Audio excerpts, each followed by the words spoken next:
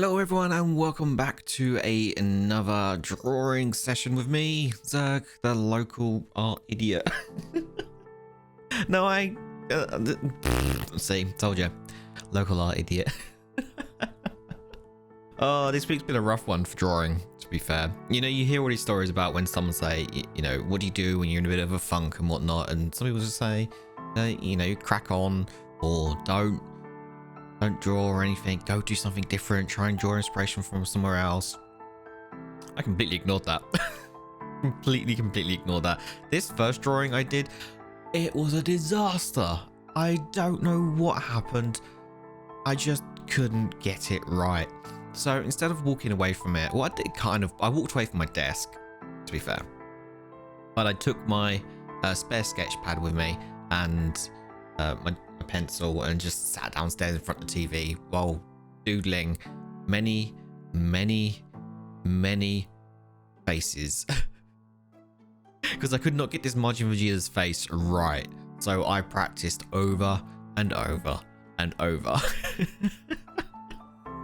And then all of a sudden it clicked, something just clicked, and yeah, I got it in the end. And the problem I was having was not so much with the eyes, it was the nose. And I'm self-taught, right? So, you know, all these like little processes of starting a Dragon Ball character that I've seen that people do. Some people start off with grids, like a 2x2, 4x4, sorry, so 2 centimeter by 2 centimeter squares, and start with that. And I never have done that, and not so much never seen the point, but never understood why you do that. So yeah, I spent ages and ages trying to get this right, my way. Now I would love to give making the grid a try, but I don't fully understand everything about it. You know, I need to look into that and figure out how that starting grid works. So for the time being, I just kind of push on through in a sense and do everything my way.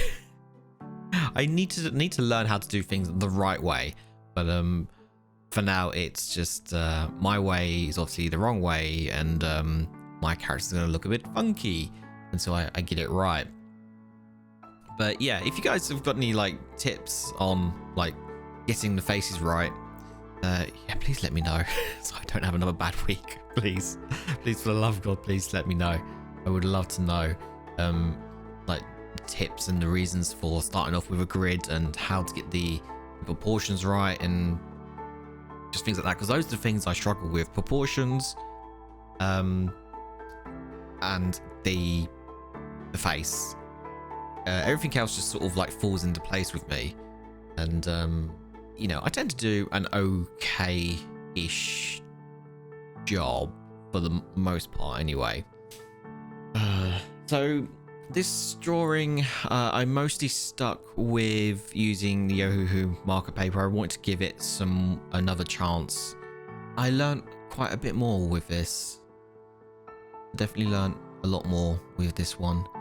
I made a lot of mistakes with this. A lot of mistakes, but I learned a lot at the same time. Now, I'm not a pro at any stretch of imagination. If I have to give like a pearl of wisdom to anyone who's sort of like starting off drawing or having a bad drawing week, yeah, you can not draw and go take a walk and clear your head and, you know, recharge, or you can persist, I guess. Don't give up, just keep going, practice those bits that you have troubles with. I know a lot of the best drawers out there, you know, they constantly doodling, so they're keeping those skills fresh and making sure they don't get rusty. And I don't do that. I gotta confess, I don't do that, and I should. I know I should. I know what my weaknesses are and what I should be doing to improve upon them, but hey, one day I'll get there, one day. But for now, that's my little bit of advice. If you there are different ways. Find out which one works best for you. Like I say, some people work best by taking a break and maybe getting some exercise in, going out for a run, getting some cycling in or something like that, or some weight training or whatever. Just some form of exercise can actually clear your mind. That has helped me in the past. Sometimes I go for a walk if I'm having trouble with drawing, but this week I've been down a bit of a funk and didn't want to go out, didn't really want to do much, so I just sat in front of the TV with my sketch pad and just drew over and over and over again until I got that face right. And it's not perfect, but I got there in the end, and I'm happy with how the end results turned out. I mean, that's one thing to take away from it. It doesn't matter whether you make mistakes or anything like that. It's taking away what you learn from those mistakes and try to avoid them maybe at a later point, or taking those mistakes and turning them into part of the end result. Just because you got a line wrong doesn't mean it's the end of the world. I mean, I got so many lines wrong in this one. I even got the gel pen out to erase some of the lines, which didn't work very well. But I decided, hey, just go with it. I could have restarted so many times. I think I restarted this one 7 times. 7 times I restarted this one because I couldn't get it right, and I was erasing so much off the paper that in the end I was just like, I'm not wasting more paper, I'm just gonna roll with it. So with the colouring on this one, now in the past what I've done is I've primarily made an ink layer and then coloured it, whereas with this one I ended up doing 2 hatchings drawings. And how many times is that cat gonna go over the go over the camera? And decided I've been wanting to do this for weeks with one of my drawings. I just wanted to lay the alcohol markers on top of the hatching, and I'm glad that I did. And I laid down the blue and the yellow, and I must have sat there for about 5-10 minutes just staring at it, thinking that actually looks kind of cool. Just that, black and white with a little bit of color, just a tiny bit of color, nothing too much. And then I thought, I'm actually having a bit of fun with this now. Let's go crazy. So I end up coloring it in normally, and with the explosion itself, I tried a bit of blending, and it went okay for the most part. Well, I completely naturally balls it up to begin with, and then as I was sort of adding more colors into it, it just sort of it clicked again. Something clicked, and it's like, oh, hold on a second. I know how to do these. I know how to blend and create like explosions and things like that. It's almost like this week I just forgot how to draw. I just forgot everything. It was really, really bizarre. But as I kept drawing, I found that I was starting to remember, things were just clicking constantly, and I was just like, oh, hello. This is handy. Why did I not do this before? I made a few mistakes with obviously laying the alcohol markers on top of the gel pen, which was a big boo-boo. Don't do that. Don't do that. You'll ruin your pens if you do that. Don't do that. Luckily, I say just Ohuhus. I like the Ohuhus. They're great pens. What can I say? They are absolutely fantastic pens. Also, on top of that, saying about Ohuhus being fantastic, I actually got an email from them the other day, and I opened it up and oh, hello. You can buy some of these pens individually now. It's not their full collection, but there are some important pens in there. Primarily my 25 and 28 are now available, so I might rebuy those to replace them, and they're not bad either. Unfortunately, I can't buy them at the moment because obviously with with the Brexit thing here in the UK, is limiting deliveries to the UK. So yeah, they're not able to ship here at the moment, but hopefully that gets all sorted out, and then I can start replacing them, which would be awesome because they are cheap. So going back onto the blending, I'm very surprised how well this paper actually blended. This is my first time actually trying to blend properly on card. Now, I've blended loads of times on the Winsor & Newton bleed proof paper, but this is my first time actually doing it on this the Ohuhu card, and I'm very surprised how easy it actually was. It was very easy. I thought I was going to have a huge problem trying to blend this orange into the yellow. Even after leaving some of them for quite a while, it blended really well. Very happy with the end result. And I was like, hold on a second, let's see if I can actually lift some of that, because I really wanted some white in the middle of some of the bigger parts of the explosion. So I grabbed the blending tool from the Ohuhu brush set, and that lifted up so much of the yellow, as you probably see here on the screen if I've actually lined this up properly, that it lifted the ink off really nicely and gave that like a nice a lighter part of the explosions, which I'm really happy about. I do kind of wish I had left this as like just two colors, like blue and yellow, but also at the same time, going through and actually inking it coloring it properly, I'm glad I did that as well though, because I love how this looks. How this actually turns out looks absolutely awesome, and it gave me a good opportunity to try out this card properly. Now, yes, you eagle-eyed viewers, watchers out there will know that I did give him black eyes. So yeah, there was no getting around that. I wasn't gonna white gel those eyes out and then put them back in, because that would have looked even worse. So I just left them as they were. But you know, it's little mistakes like that that help you become better, a better artist, I guess, in a sense, if you want to call yourself. If I want to call myself an artist, I don't call myself an artist, because I don't feel like I am. I'm still learning everything that I learned back in school, taking art GCSEs and GMVQs and things like that. It's just sort of like gone out the window. You know, it's been such a long time since I last did that I'm relearning things, and it's taken me a while to, you know, pick up these new skills with these new tools and really get stuck into what I really love about art, and that is just grabbing a pencil and a bit of paper and then just going to town on it, and everything else on top of it is just a bonus. Let's say I absolutely love these alcohol markers.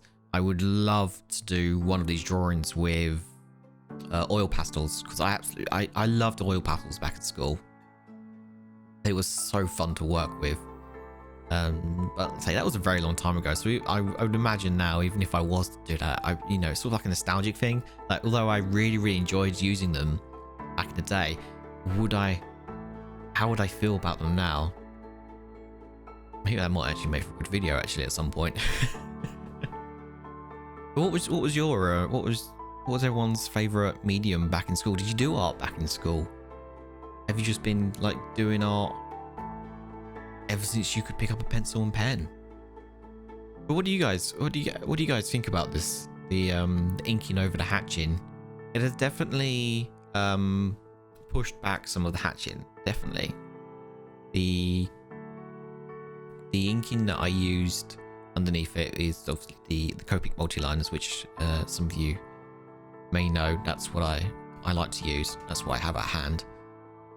I do feel as if though some of the darker alcohol colours have definitely pushed back a lot of the hatching, definitely, especially on the single line hatching. I think the end result really does, it works well. It almost feels like a comic strip, like a piece from a comic book with the very pastel colours. I kind of wish I had chosen more vibrant, but then I think that's the paper as well. The paper gives like a really nice matte colour. So I don't think, I'm just trying to look around. Yeah, all the ones that I've done with the 3 so far that I've done, the colours tend to come out very pastel like, whereas on the Winsor & Newton paper, they come out quite vibrant. So paper does matter, but it would be it would be nice to see if I can actually find some colors in my collection that do come up vibrant. I don't think any of them did actually. Looking at my swatch now, no, the swatch that I've done in this sketch pad, none of them have come up very vibrant. They're all very, very, very matte like. So I'm not going to get those vibrant colors, but at the same time, it kind of feels like it suits it, if that makes sense. It doesn't feel like it's too much. That even makes sense. You know, it's a tough one. So the overall finish on this one, I've rabbited on long enough, haven't I? The overall finish on this one has definitely come out not the way I expected. This one was a massive challenge. Yes, I pretty much say that nearly every video, because nearly every time I do a drawing, I try to push myself that little bit more. And so I am constantly challenging myself. Maybe that's why I had just had a bad week with drawing. Not so much burnout. I hate the word burnout. I don't know. Maybe I tried to do too much. If that makes any sense. You know, maybe I pushed myself a little bit too hard on this one, because this one was definitely a doozy.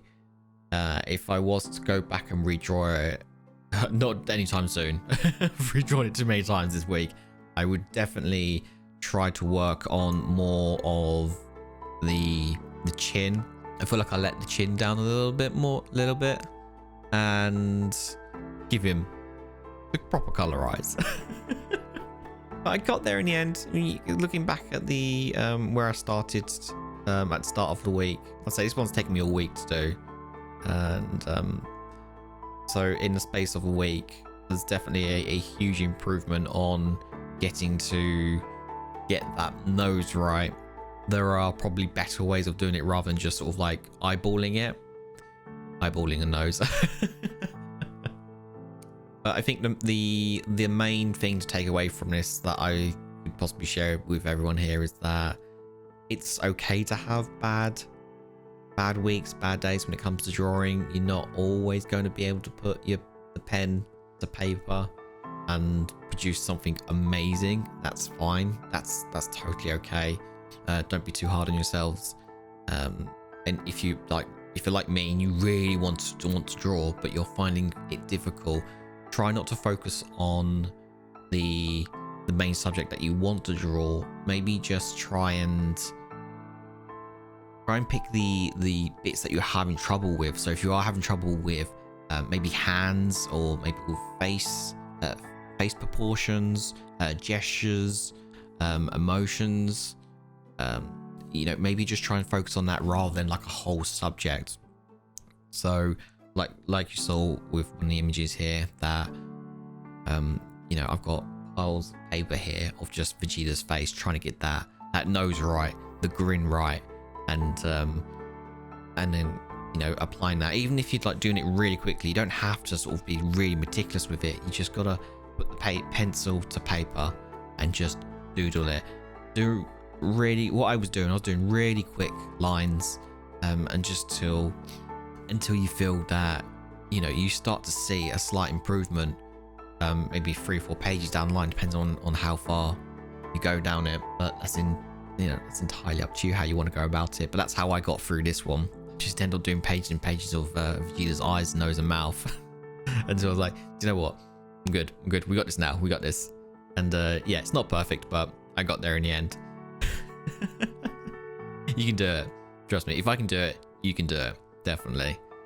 But if you guys have got any hints or tips on, you know, maybe going about how to actually really, you know, get those faces down properly, let me know, because I'd love to know. I'm quite happy to learn, most definitely. Oh dear. But if you guys made it to the end, I really do appreciate it, because I waffled on a lot in this one. Thank you so much for watching and listening. And I'll catch you guys in the next one. Like, comment, subscribe, and all those other shenanigans that you enjoy. And hopefully next week's one will be a little less chaotic. We can only hope.